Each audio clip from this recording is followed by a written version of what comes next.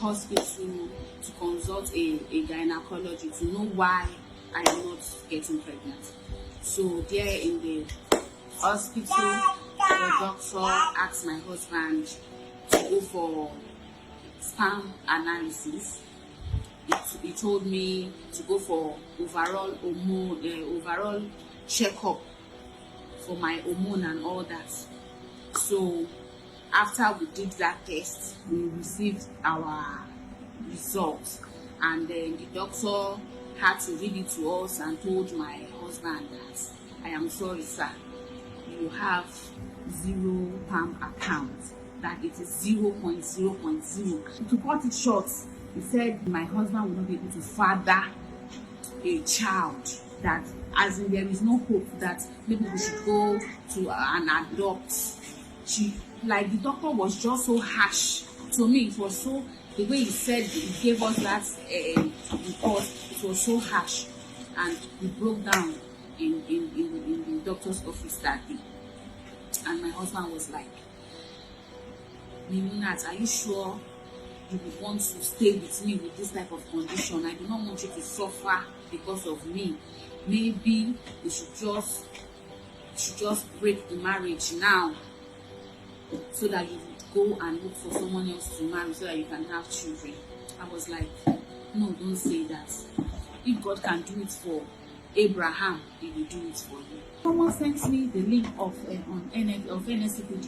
From that October 2023, I became consistent on the altar of fire.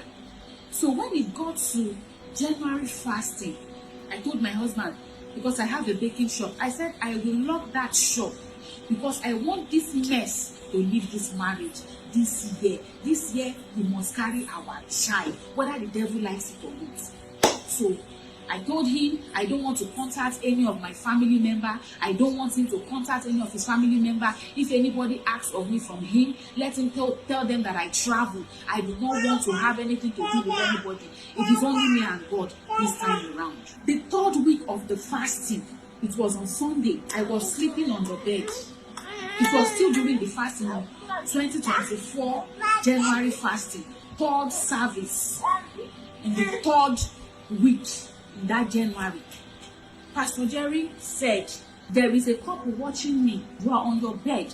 You are watching this program right now. You people are suffering from infertility. They said it is hormonal imbalance. But hear me as I hear the Lord. In 2 weeks' time, go and check.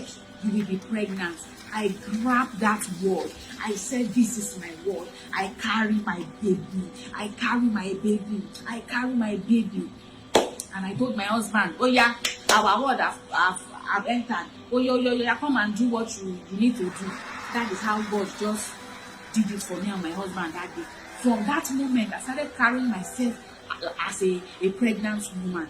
So I calculated the 2 weeks. It fell on 14th of February. On the 14th of February, I woke up in the morning. I did the urine test.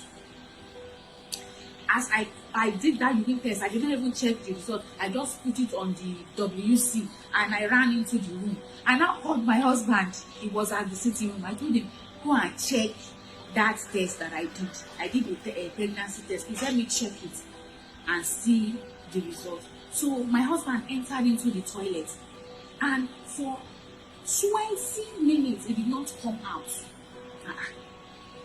I was like, what is this man still doing there? And I went to meet him inside there. Lo and behold, it was 2 lines.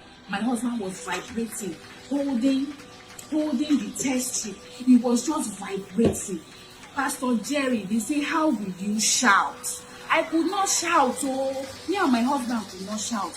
I was crying from the depth of my stomach, and I was saying, God, thank you. Elroy, the God that sees me, the God of my journey. Thank you.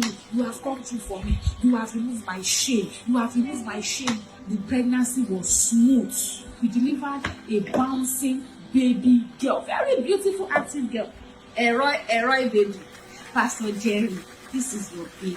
I want to say a very big thank you. Thank you so much for listening to the end. Please like this video, share it with someone, and kindly subscribe to this channel. Thank you so much for your support. God bless you.